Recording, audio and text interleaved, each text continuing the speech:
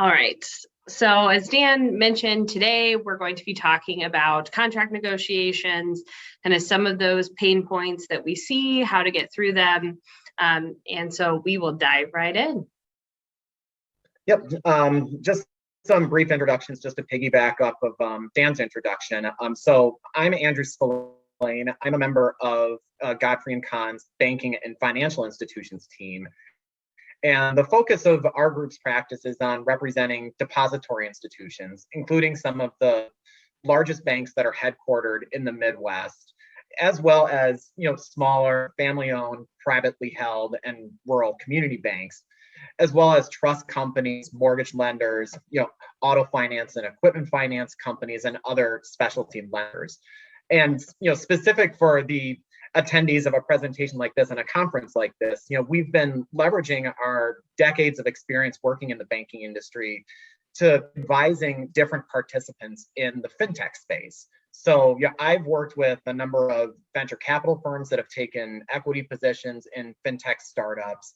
I've worked with a number of fintech companies myself, both on the sell side and on the day-to-day operational piece of designing programs so that they're regulatorily compliant and developing the type of client-facing agreements that we're going to be talking about today.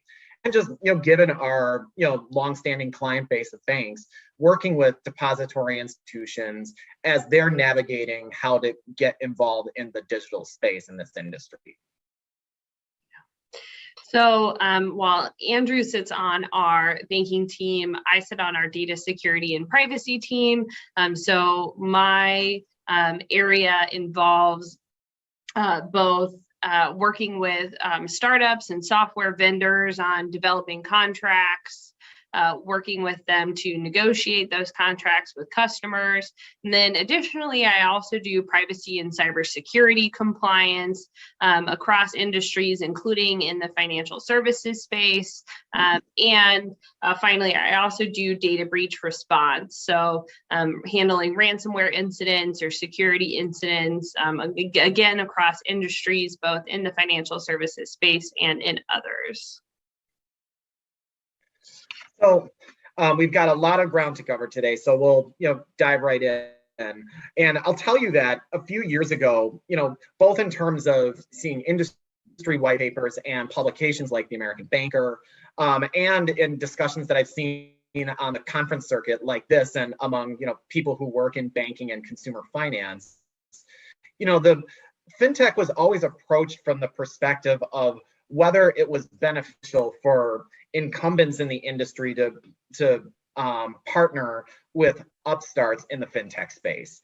Now, I think at a conference like this, and just given mine and Sarah's practice, floating both in finance and technology, I think it's safe to say that we're all true believers in those partnerships, and so we're not here to evangelize about whether it is beneficial. And frankly, we don't really need to, because the industry trends have been so clear. For one thing, we've been noticing among our financial institution clients and just overall market data that consistently since the financial crisis, more brick and mortar offices have been closing than they've been opening. Occasionally, every few months, you'll see a blip in the data where credit unions might on occasion open on net more branches than they're closing, but otherwise there has been a steady, consistent year-over-year decline in the number of just traditional offices. And that trend only accelerated with the onset of the pandemic. In fact, I'll tell you, as part of my regulatory practice, I often work with a number of institutions on filing notices with the regulators when a branch is closing. And I would estimate about half of the closings that I've worked on in the last year have been offices that closed during the pandemic, originally temporarily, but that gave management the opportunity to take a closer look at them and realize they don't really need to keep these offices open. And so that temporary closure becomes a permanent one. And at the same time, especially with the stay-at-home orders, there was a significant amount of increased traffic over to self-service and digital channels like online and mobile banking. So much so that we were hearing from clients anecdotally that they were starting to experience slowdowns in performance because of all of that extra server load. So we had a number of clients who were, again, taking a look at their digital banking platforms. They were making improvements to try to augment them and try to do more through self-service channels. And they realized through these investments that they could use these systems in ways to reach out to customers that they might not have otherwise been able to reach through their traditional channels. So from that perspective, the industry trend is clear. So the question is less about whether it's beneficial to pursue a partnership in the fintech space, and more so how you go about doing it. And in my experience, this happens in one of two ways. First, there sometimes is an itch that needs to be scratched. Maybe your core processing vendor doesn't offer a service that a startup might be able to plug the gap with. And in some cases, you might actually have an established customer need that hasn't been solved yet. An example that I worked on a few years ago, I had a client who, I think by now it was about 15 years ago, that bank had gotten out of the auto lending space. But even in the years following, they consistently got questions from customers about whether that bank offered auto loans. And in the beginning, the answer was consistently, no, we don't do that. But after getting a series of those questions, this bank pursued a partnership with an online platform that would connect borrowers with potential lenders. And the bank's involvement was primarily that of a lead generator, that it was more of a marketing effort on the part of the bank to direct customers over to that online platform. So what that meant was that the online platform clearly benefited from the additional deal flow of this bank's customers. But at the same time, this bank didn't have to establish new underwriting criteria for an auto loan program. They didn't have to hire any additional staff, but they could still have a partnership through this lead generation agreement where they could answer the question coming from customers, do you offer auto loans? Not with a hard no, but being able to say, well, we don't, but we know someone who might be able to help you. And then the other way that this can occur is like pursuing a digitally forward strategy in general, and then finding ways to separately brand that and package it with digital being the end unto itself. Now, commonly, and probably most famously, you've seen this with online only banks like the Allies and the INGs of the world. But we have a number of clients, particularly smaller community banks, that have developed entirely independent business lines that were meant to be soup to nuts in the digital space. For example, we have a small rural bank that we work with that recently implemented a multi-state solar panel financing program that involved lending and deposit products all online. We had a regional bank that offered a specialized deposit product that was purely through a mobile channel on a multi-state basis. And most famously in this particular state, there was a smaller bank that had a relatively concentrated branch footprint, but completely rebranded an online portion of its institution. And to be honest with you, the brand recognition of the online bank actually has built up more brand equity than the legacy bank itself. And so those are just some examples of ways that you could pursue like a digitally forward strategy in and of itself. Now, because this is a supervised industry, we can't ignore the regulatory risk side of things. Now, there's been about 20 years of regulatory guidance issued by, FDIC, the Federal Reserve, Office of the Comptroller of the Currency, and, NCUA, governing how, depository institutions are to manage third-party risk. And distilling all of that down, generally the regulatory position has been that if there's a failure of the third party, the institution is the one that's primarily responsible. And this bore itself out a few years ago in a number of enforcement actions involving credit card issuers that were selling add-on products like identity theft protection, disability insurance, and the like. And the banking agencies in those enforcement actions, even though the failures were resided with the failure to fulfill those products on the part of the service provider, the civil money penalties were actually issued against the credit card issuers, the banks themselves.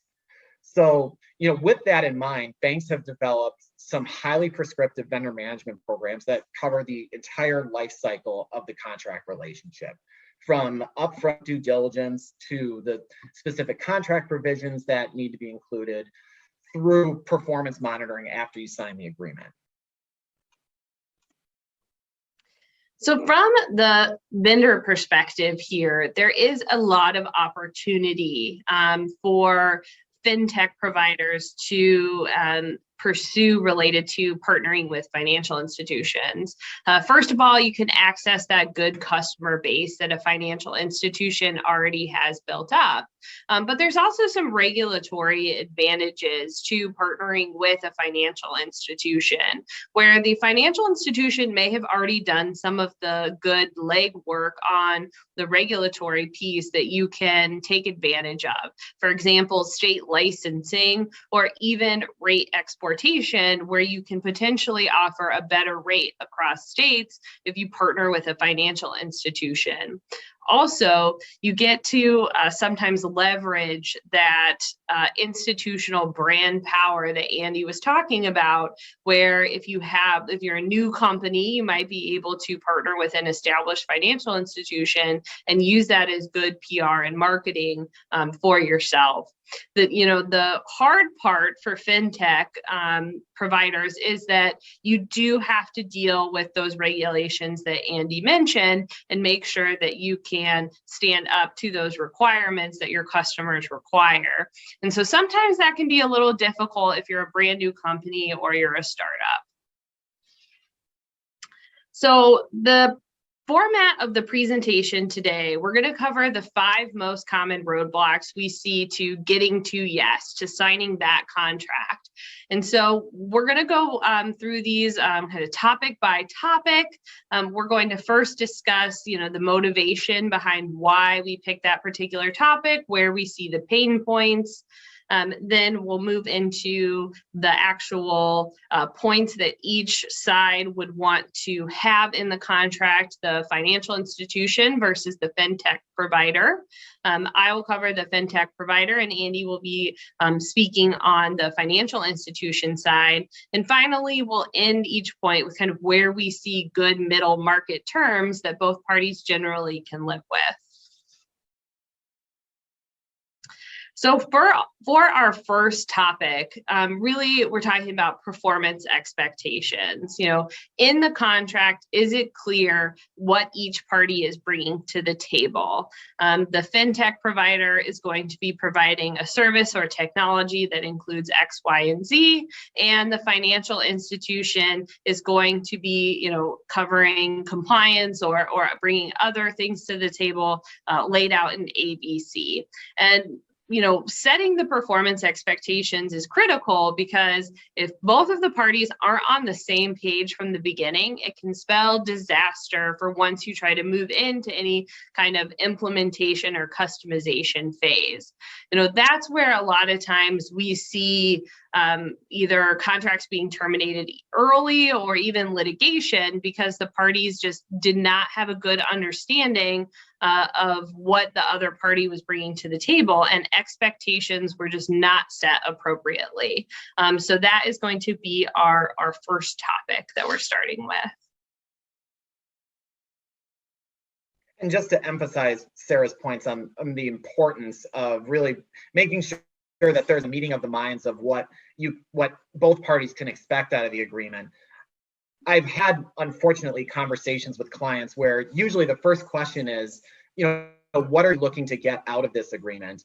And then once I start looking at the agreement, I either see that those services either aren't covered, by omission, or where you actually have explicit provisions saying that the provider is not responsible for providing those services. So just to piggyback off of Dan's comment that most of the time we do want to get to yes, if there is a significant disconnect on that and the potential for downstream termination from being disappointed is possible, this is where you need to have really fundamental business discussions about what you can really expect out of an agreement with this particular provider. But assuming you can get over that hump, and I'll tell you that, that large of a disconnect tends to be fairly rare. Usually what you'll see in an agreement is at least some discussion that the provider is responsible for delivering the service, but there's usually not a whole lot built in around what the quality of that service is. Usually it speaks to making the service available, whether it happens to work, whether the data is processed accurately, and much less whether it is going to be done timely, error-free, and in a secure manner. So, the first step is trying to put some accountability around that. It starts with the implementation. So that means having a robust SOW that very clearly defines the responsibilities of the parties, not just the client's requirements to be cooperative in a conversion or to provide the necessary resources, but to make sure that that's mutual from the side of the provider as well, and that they're meeting their project milestones. It's defining performance not just on delivery of the service, but in making sure that it meets certain quality metrics, like performing in material accordance with the product's specifications, that there be some responsibility that the data output be accurate. And in some cases, we'll get agreements that don't have any kind of service levels around how quickly service calls will be responded, or how, what percentage of time over a calendar month, for example, the product will be up and running. All of that is worth putting additional definition around. And then the next point being getting a little bit more clarity on who is actually performing the services for the client. So this can be, in the context of professional services, making sure that your projects are staffed either with the developers or project managers that the client has already had good relationships and good experiences with, or keeping the bad apples off of a project. And then from the standpoint of, something that's of regulatory interest of late, to the extent that a contract responsibility has been delegated to a subcontractor, that accountability follows with subcontracting that aspect of the service. And then to put teeth around accountability, there needs to be some meaningful consequences if those expectations are not met, including defining beyond just simply an ordinary termination clause where you can get rolling rights to cure, where you have a mistake, gets fixed, you have another mistake, it gets fixed again, where you can't really ever put the brakes on the agreement and just say enough is enough. You shouldn't have the opportunity to cure again. Yeah, and on the fintech side of things, one of the biggest things when we talk about performance commitments and statements of work is you really want to make sure that there's really no scope creep and there's no room for scope creep. And usually that happens when you get mid-project and they want to, a customer wants to add a new functionality, or they might want to increase users, or make some kind of change, and it's not properly documented within whatever order form or statement of work you're working on. And then it ends up that vendors end up eating a lot of the cost if they've not appropriately done making sure there's a good change order process, or something that's documenting any extra expenses or time that you might spend on that implementation or customization. And so that's a big concern for a lot of vendors. And so you want to make sure that you have a very good documented process for if, midstream a customer wants to change something, you have a process laid out in the contract for how that has to get amended via a change order or an additional order form. So you want to make sure that there's a good process laid out for that. On the service levels, it's really crucial to make sure that whatever commitment you're making, you feel that you can actually make it a majority of the time. So a lot of times on the vendor side, you'll see where a service level might actually be a target rather than an obligation, or you might use reasonable efforts to meet that service level, such as uptime or response time. So making sure that whatever it is, you feel like you can meet it and manage it properly from your side of the house. You want to make sure that there is some flexibility to use your contractors, your independent contractors, your subcontractors, to the extent that your business operates off of those individuals. Most vendors don't want to be going back to their customer every time they, might bring on an independent contractor to do some pitch hitting and get a project to where it needs to go. So making sure you do have some flexibility there is really important. And finally, making sure that you limit termination rights to where there is actually some kind of failure of service.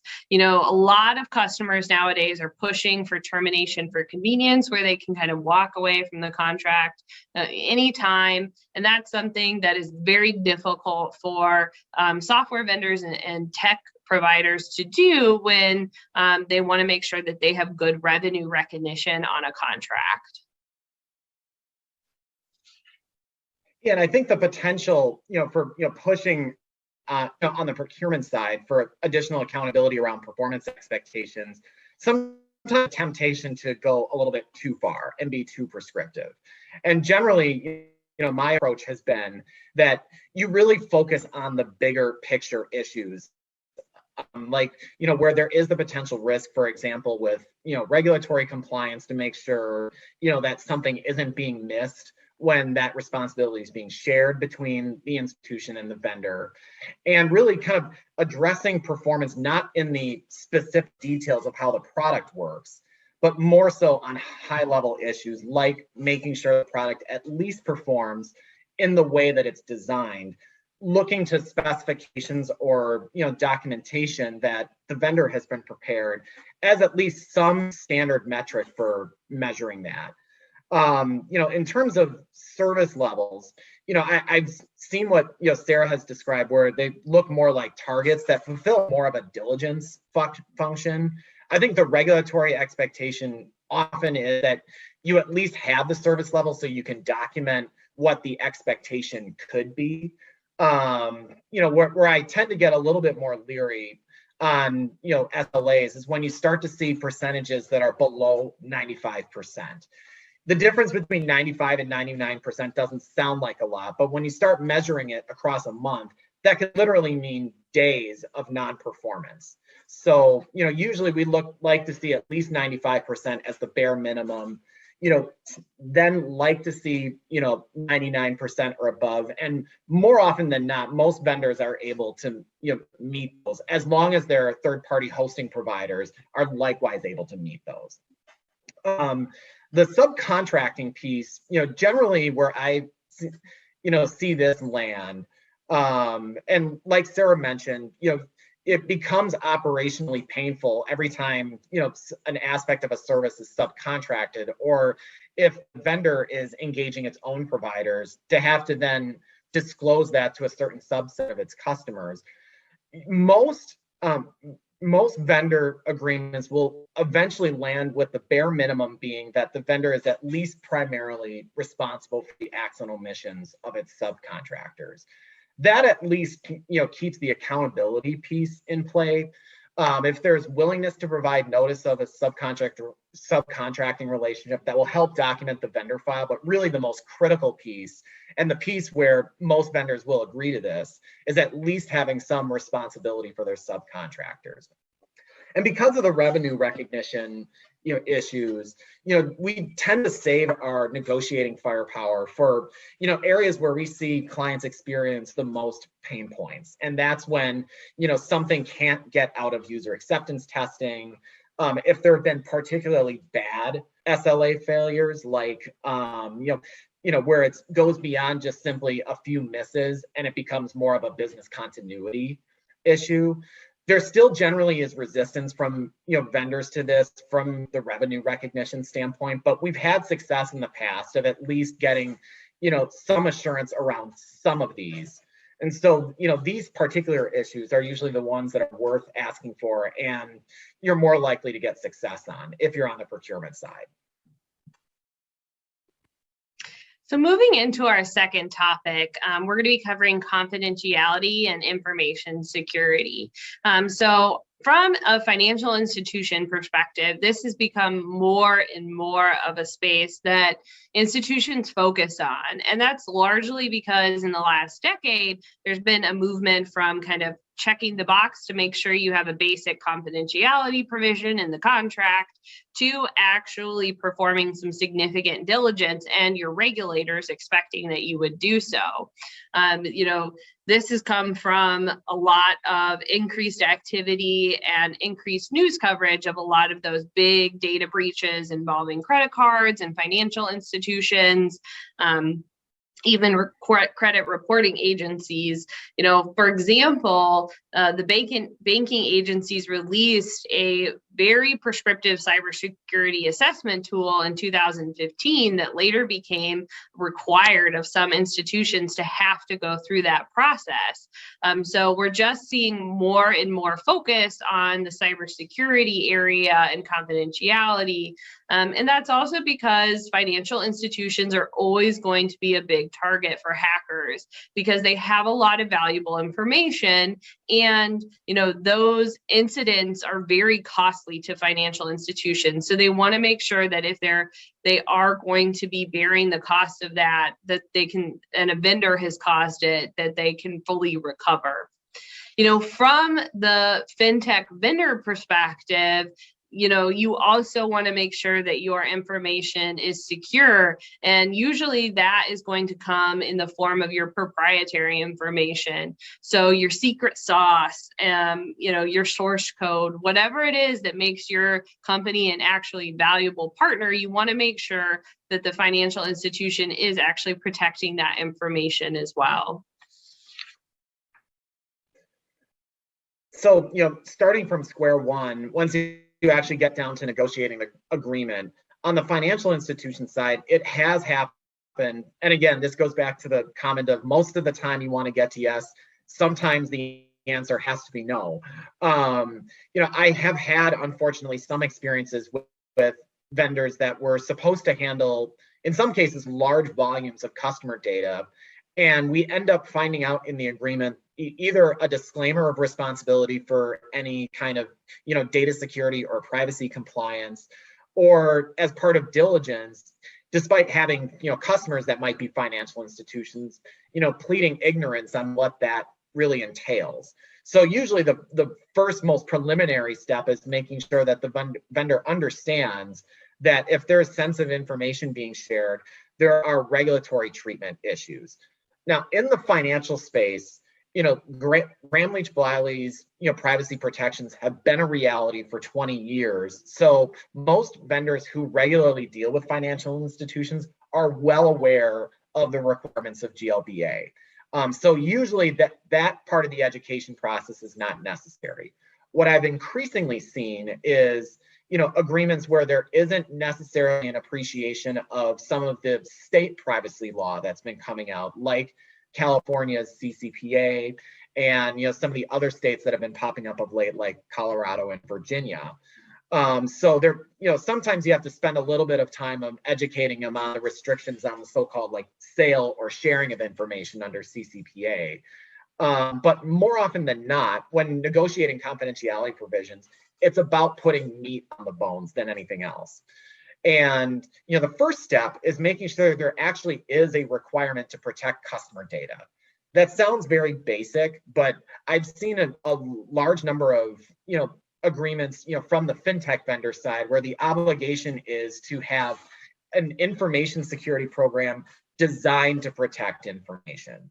What this means from a contract perspective is that the vendor isn't necessarily obligated to protect the data so much as just to have a program, whether the program is effective or not. So, I usually like to try to revise the information security language to say, not just that you'll have a program, you need one from the standpoint of the safeguards rule, but to go the next step of saying that the vendor shall protect, the customer data, MPPI, however you define it in the agreement. And then the next step is putting some additional, detail around some of the, specific technologies or other restrictions that the FIFIC cybersecurity assessment tool has since imposed in its contract matrix. Because if you look at the cap, there actually is a section that deals with specific provisions that should be in agreements handling confidential information in order to reach certain maturity levels. So often this means, defining like the use of firewall and encryption technology. There's usually some restrictions on the geographic location of where, data will be hosted. More often than not, our clients will specifically ask for hosting in the United States. And then, going the next step from a regulatory perspective of not just getting the commitments to, protecting, data and having an information security program, but performing regular audits and security reviews to back it up. Commonly, this involves an SSAE 18 SOC, type 2 report. But if you start getting into kind of more specialized issues like the handling of cardholder data, that's where compliance with the PCI DSS and some of the other more specific requirements come into play. So it's important to then build off of what the vendor has started with and make sure that those are included in the agreement. Yeah, so as Andy mentioned, as a fintech provider, you have to make sure that you can meet your customers' needs when it comes to compliance. Because if you can't do that, then you're going to be very easily not selected. However, you want to make sure that you have a program that's manageable for your size of company and the type of company that you run. So making sure that whatever security commitments are in the agreement, that you can actually meet those. You don't want to have in there that you are going to abide by a SOC 2 Type 2 if you haven't actually undergone that process yet.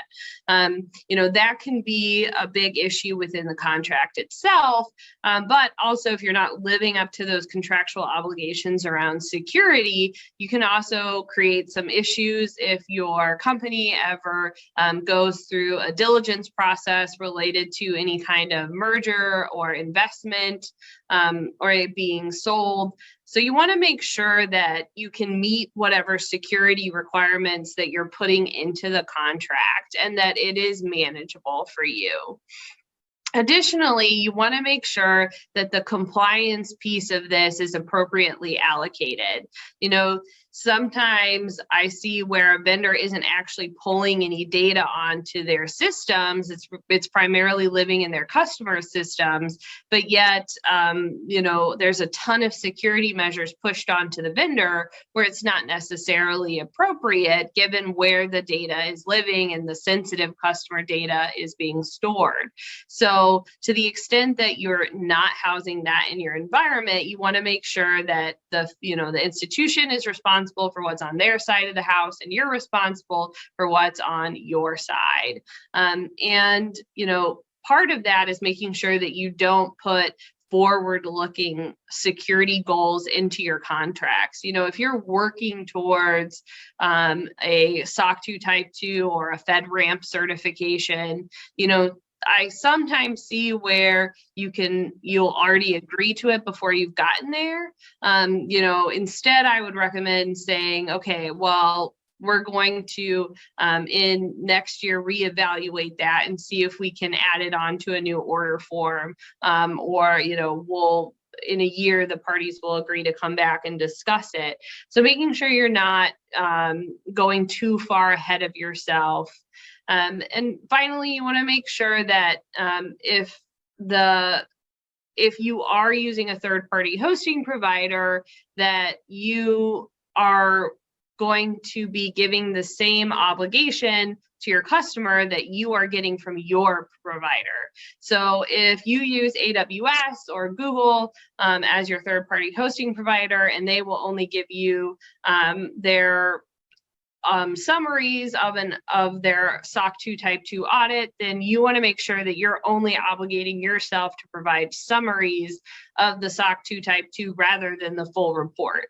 A lot of times I see where there's been some kind of overcommitment on behalf of a fintech provider's hosting provider that you can't actually comply with.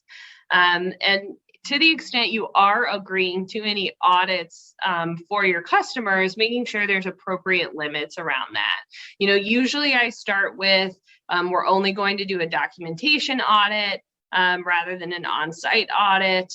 Then if a documentation audit is not going to be enough, then putting advanced notice, limits on how many times an audit can be done, costs related to the audit being allocated appropriately. So just making sure you're agreeing to some good limitations there.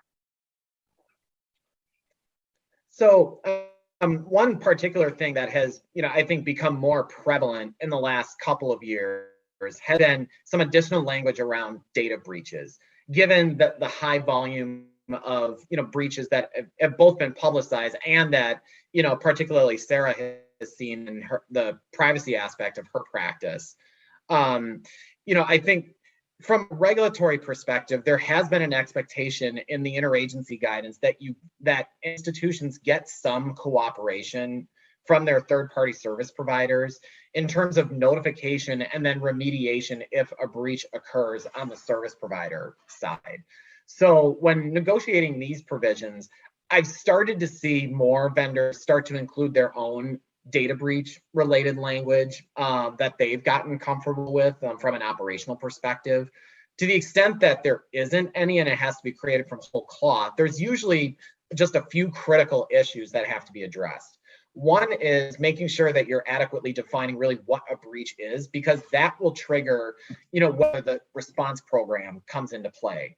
The vendor favorable way of addressing this is for, to limit it to like an actual confirmed unauthorized intrusion into the service provider's systems.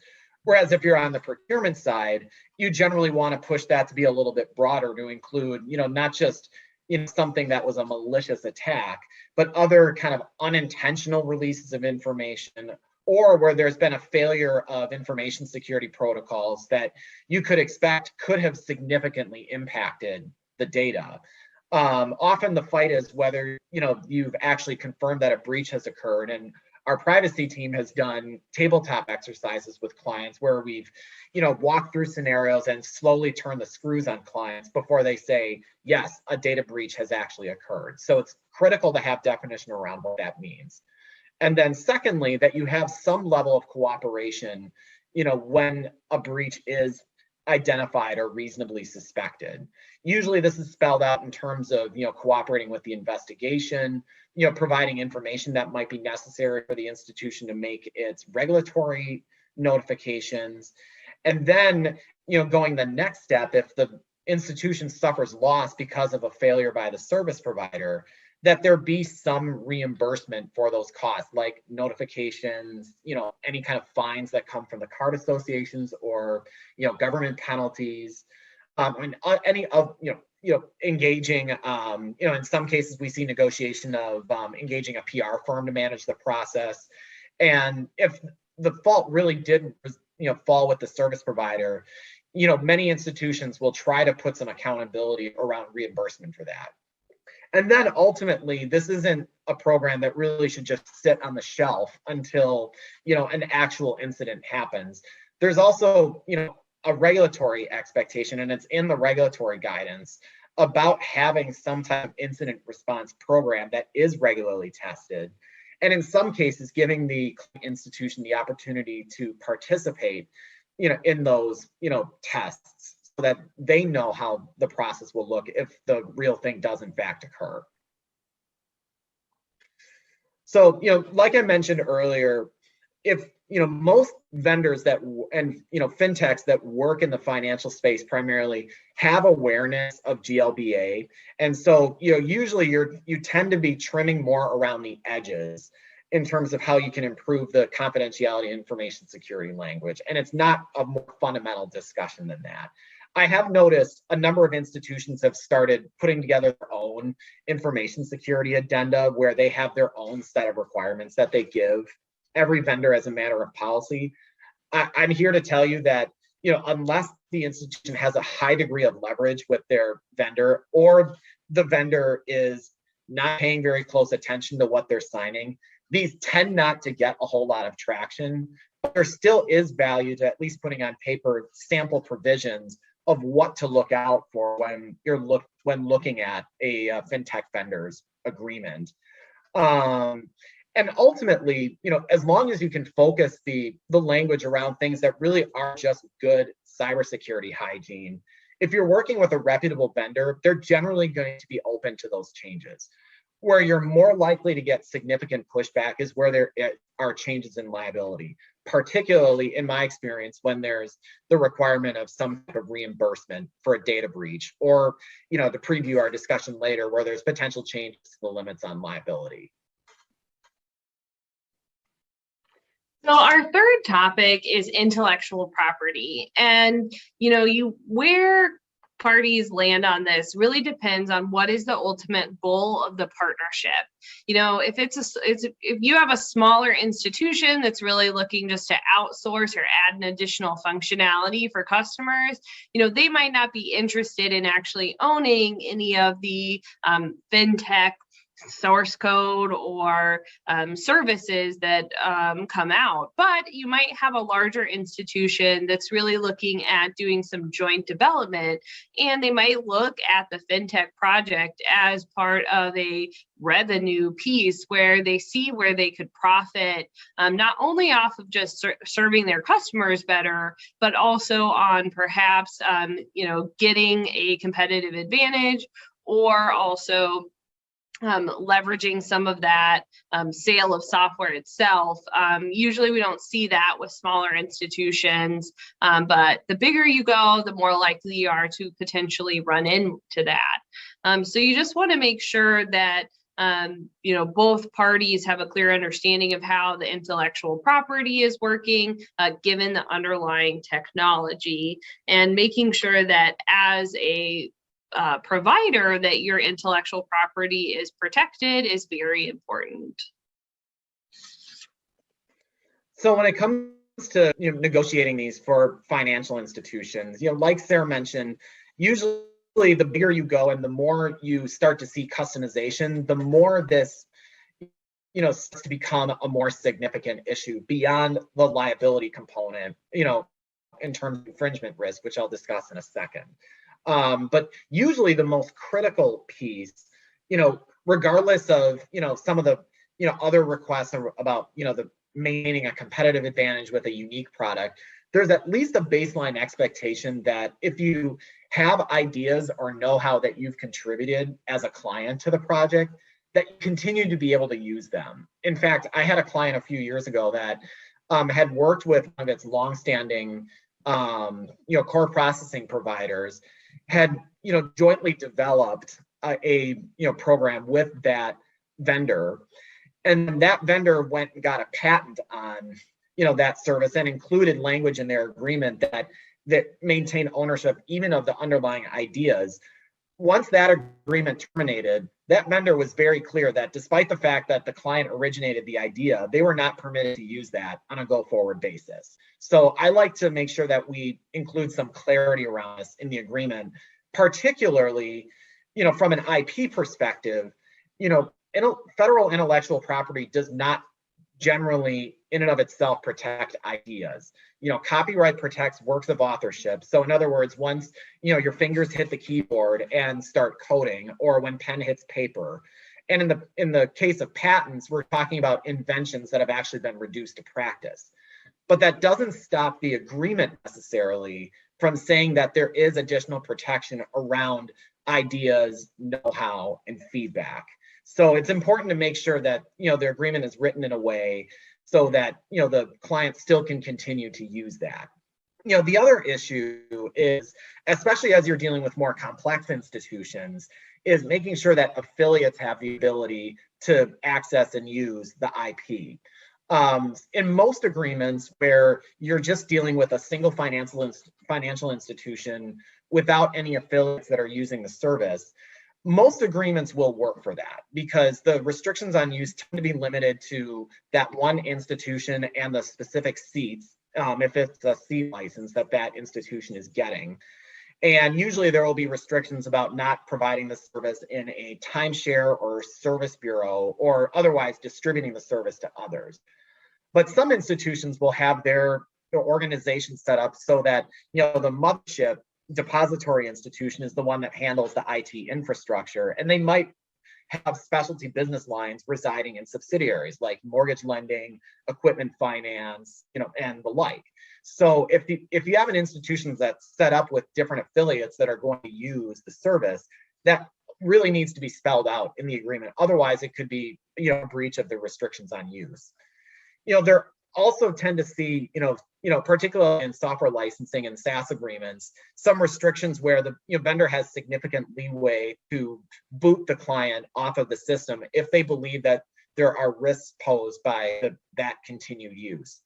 That is clearly justified from the standpoint of security of the system and protecting the intellectual property of the system. But sometimes these agreements can go farther and give vendors more of a right in their discretion if they believe that that use poses risk to them, or something that's a little bit more of a squishy standard like that. So usually when I'm looking at these restrictions, I try to tie it back to really what are the more critical issues and making it really clear that what acceptable use is, so that we don't run into continuity risk. And the other piece is making sure that we spell out that the institution is retaining ownership of customer data.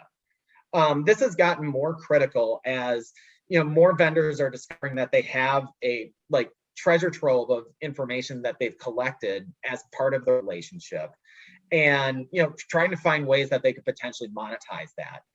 There have been lawsuits around this, probably the most publicized being the Yoli lawsuit that was filed in August of last year, where customers didn't realize that their information was being shared and resold through Yoli.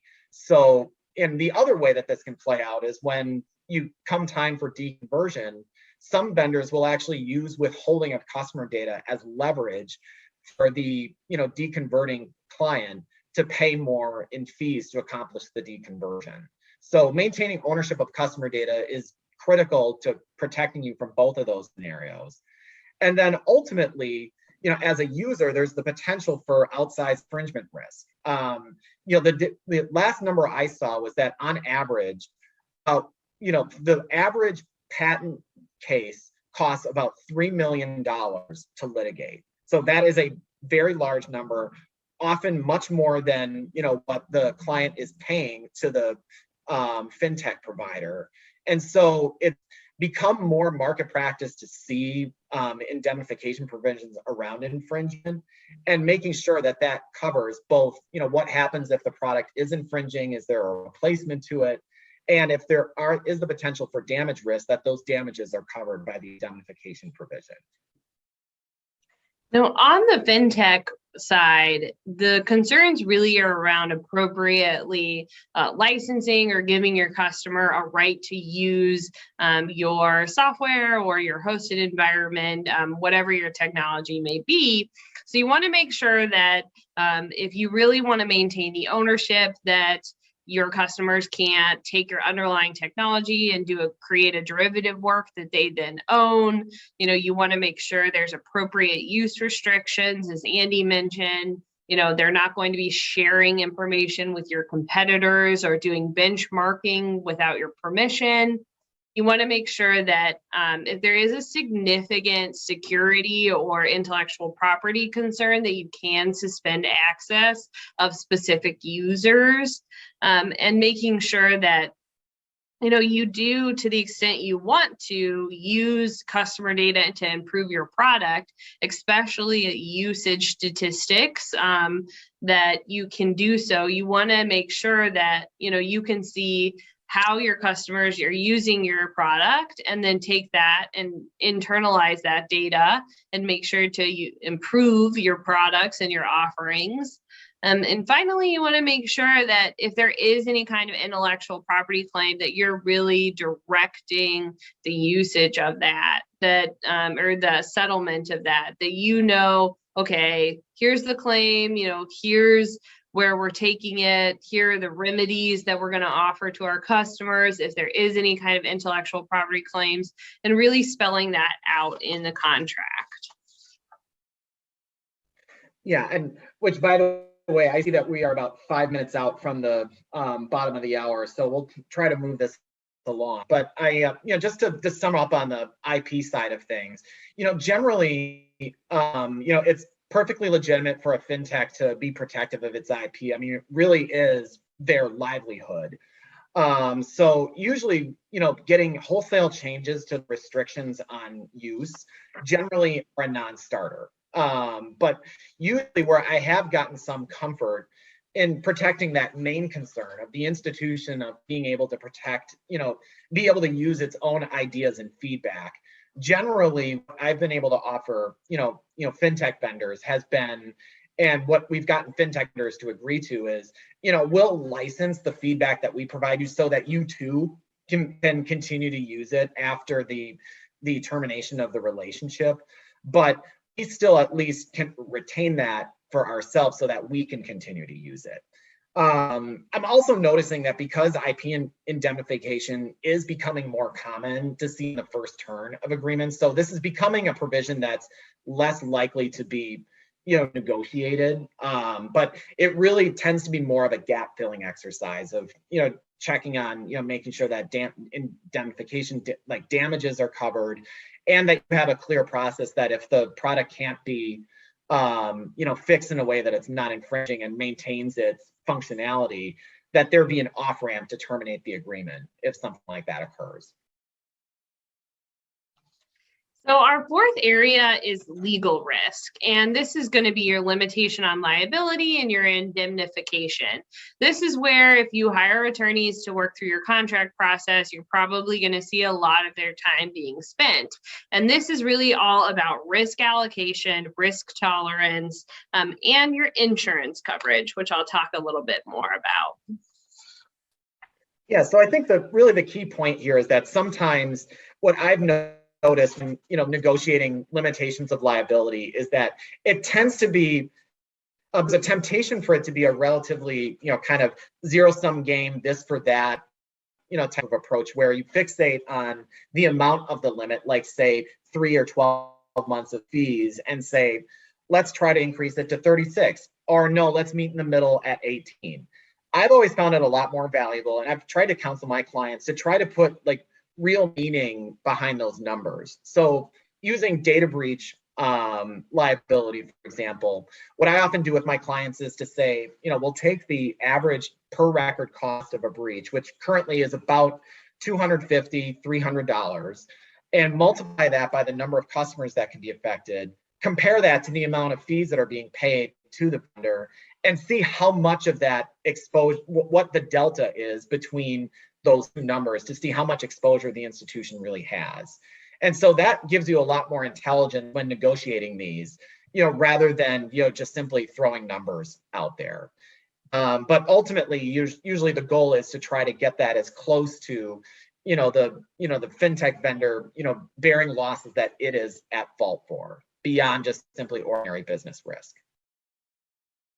Yeah, and I think here, you want to make sure on the provider side that your limits on liability are really matching up with your insurance if there was kind of a disastrous event that impacted all of your customers. So I always recommend not making your insurance limit the limit on liability for one particular customer, because if you had a disastrous data security incident that impacted all of your customers, you would want to make sure that you can properly allocate, where that money is spent, that you might be able to recover from your insurance claim. You want to make sure that what the limitation on liability actually matches the information you have access to, the systems you have access to, and making sure that you're not going to be on the hook as a vendor or provider for whatever the financial institution is doing. So kind of making it mutual and fair is the goal, I think, for a lot of fintech providers. Mm-hmm. Yeah, and I think I'll tell you that my experience actually representing, the fintech companies in negotiating these agreements, I'll tell you that, again, from an anecdotal perspective, usually about 80% of their standard agreements, like liability provisions, don't get negotiated. So from that standpoint, there's an incentive to have that limitation low from the start, knowing that you'll get that protection from most of your clients. But what that also means is that they generally have a little bit more room to run and increase, their liability if you come to an important client that wants to, wheel and deal on that. But again, usually where we land on these is having some somewhat higher limit, but it's usually not, getting unlimited liability is something that is usually a no-go zone for both sides of the transaction, unless it's a really important strategic relationship. So our last topic is actually one of our quickest too, business continuity. And this has been a big issue that's come up in the financial services space because the FDIC has really picked this one up as something that they are looking into in the last few years.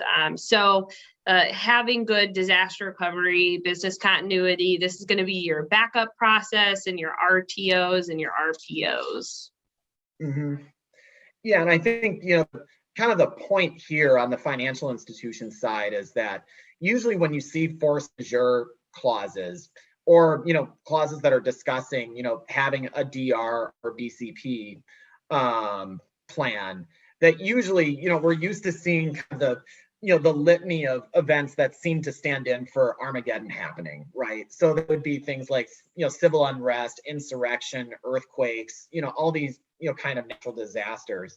But what we learned from the last year and a half is that those in and of themselves cannot be ongoing excuses not to perform. First thing, usually we have to we'll ask to tighten up the language so that these really are issues that are beyond their control and really do prevent performance. And that at least you have some commercially reasonable efforts to resume performance with the potential out if we're not able to, get things back up and running to where they were before.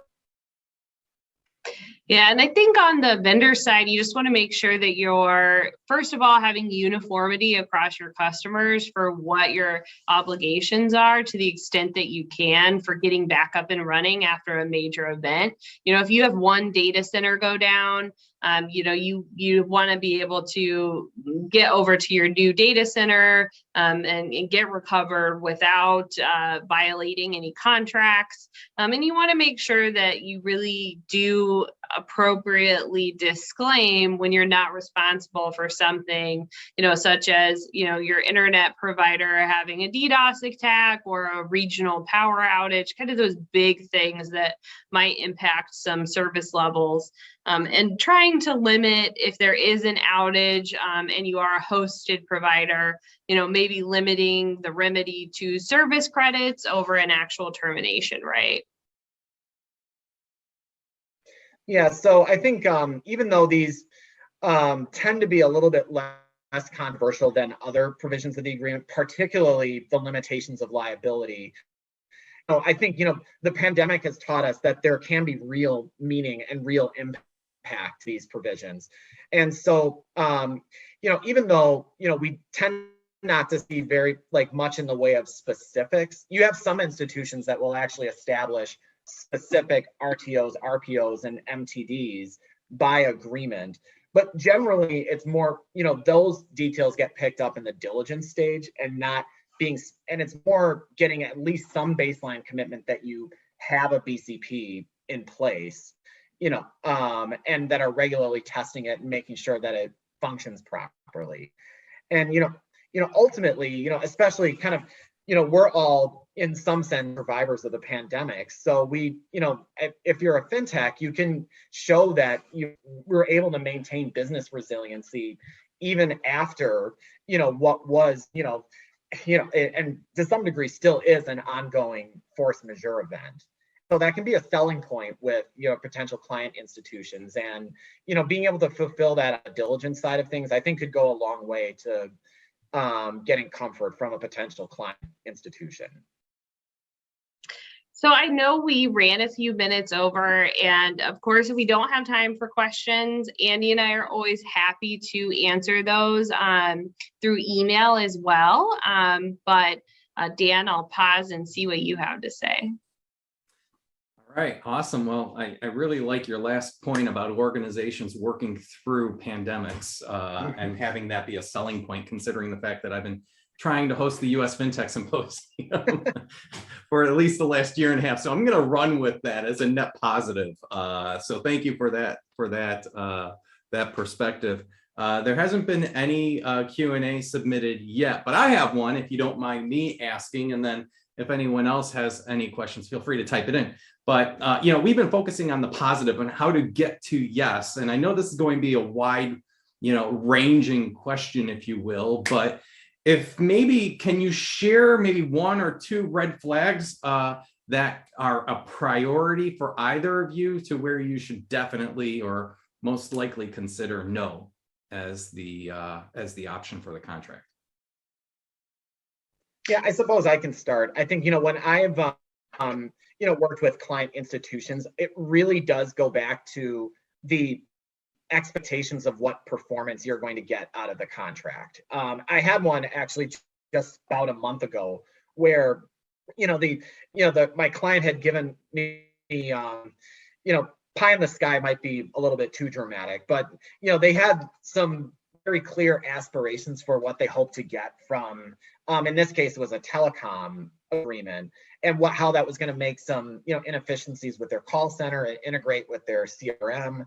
And then when I started digging into the terms of the agreement, this is the example where the agreement had actually said, we are not responsible for doing, two of the three things that the client thought that they were getting out of the agreement. There are so many things that I think we can do as legal counsel to, protect our clients from risk, but that really gets at fundamental business decisions about whether that relationship makes sense for the client. And, in that case, I think we were able to resolve that and find out, okay, your standard agreement says that you're not responsible for this, but it is an enhancement that wasn't captured in your product schedule. So in that case, we were able to fix it and move forward with the agreement. But if there really is that big of a disconnect over what the product is and what the client thinks they're getting, that really is where, you have to pump the brakes on the transaction and say, is this something that you really do want to pursue? Got it. Awesome. Well, Sarah, Andrew, thank you so much for bringing this presentation to fruition, like we were talking about before before we went live here with the webinar. You guys have been on the agenda for over a year, and I'm thrilled that we were able to make the presentation work today. Thank you so much for all of your knowledge and participation today. No, and we really appreciate the opportunity to share this with everyone and get to talk with you guys today. Excellent. All right. Well, thank you so much, and we'll end the webinar now. Take care. Thanks. Right. Thank you.